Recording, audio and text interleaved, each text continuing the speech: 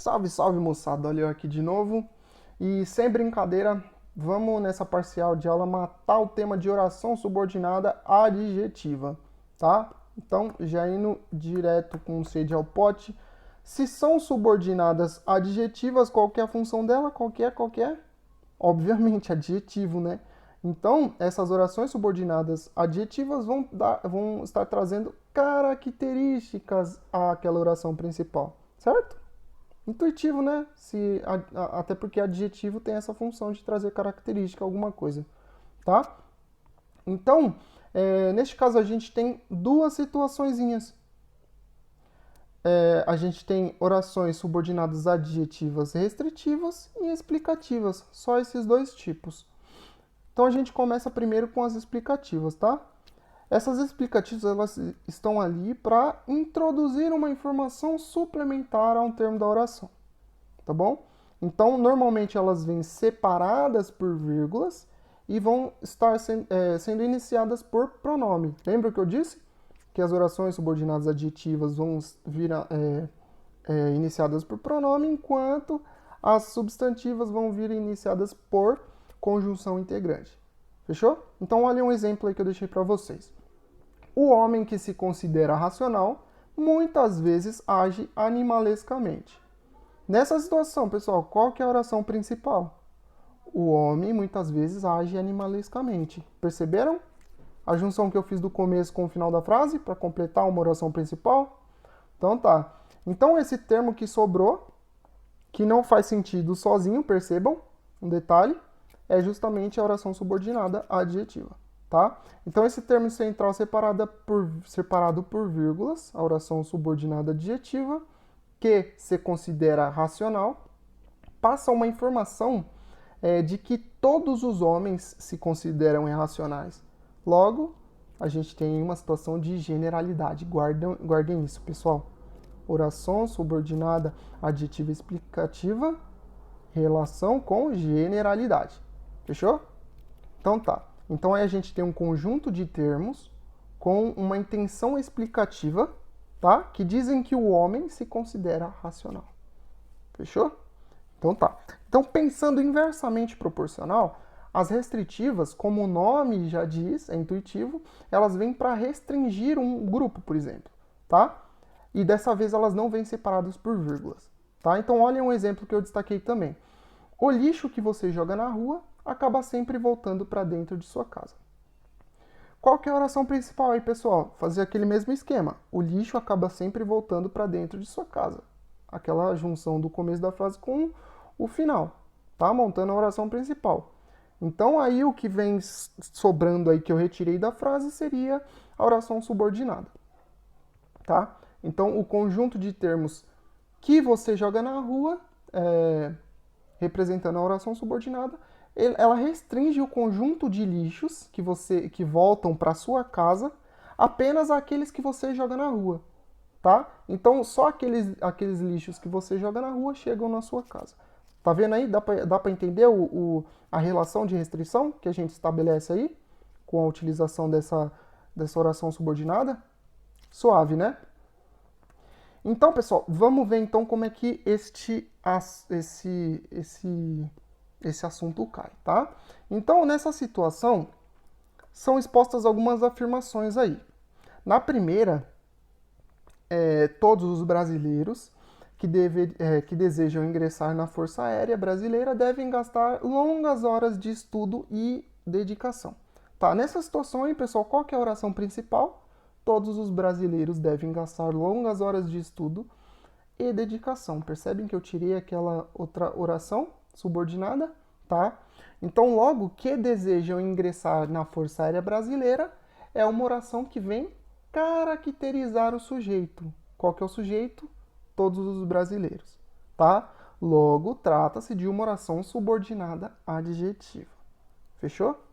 Neste caso, a oração ela não vem separada por vírgulas. Percebam a morfologia, tá? Então, é uma oração restritiva, tá? Que indica que só os brasileiros que desejam ingressar na Força Aérea Brasileira devem gastar longas horas de estudo. Fechou? Fechando essa, vamos para a segunda.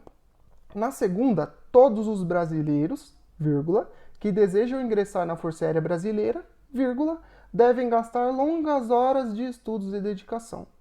Nessa situação aí, pessoal, vejam que a oração subordinada adjetiva, que obviamente que já que a gente analisou a primeira, a gente já delega na segunda, que é uma oração subordinada adjetiva, ela vem separada por vírgulas.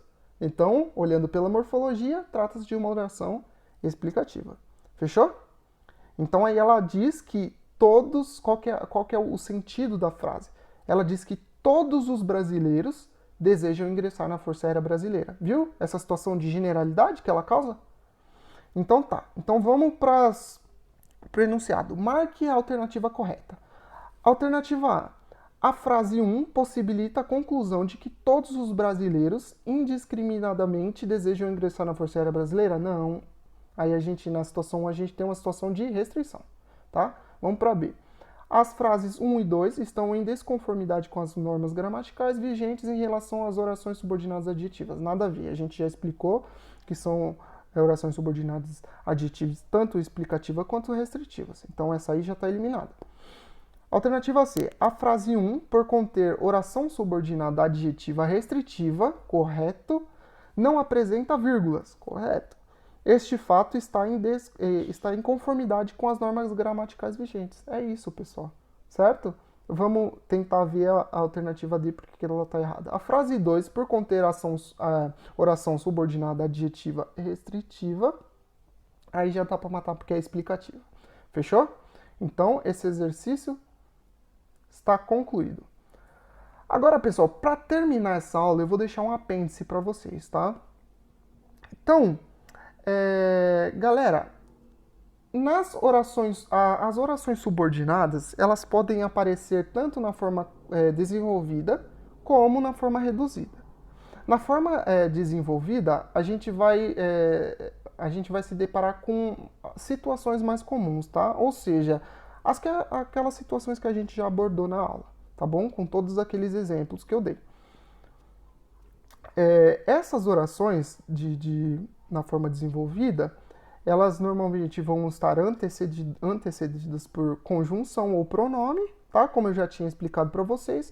E o verbo dessas orações ele vai vir flexionado no indicativo ou subjuntivo, beleza? Então, o verbo está flexionado, tá? Enquanto nas orações reduzidas, eu não vou ter pronome ou conjunção, tudo bem? Acompanhando o verbo. Eu não vou ter pronome ou conjunção antecedendo a oração. E o verbo também ele não vem flexionado, tá? Logo, o verbo ele vem em uma das suas formas nominais. Lembram de formas nominais? Aquelas formas no infinitivo, gerúndio ou particípio? Para os que não lembram, tentem dar uma revisada aí.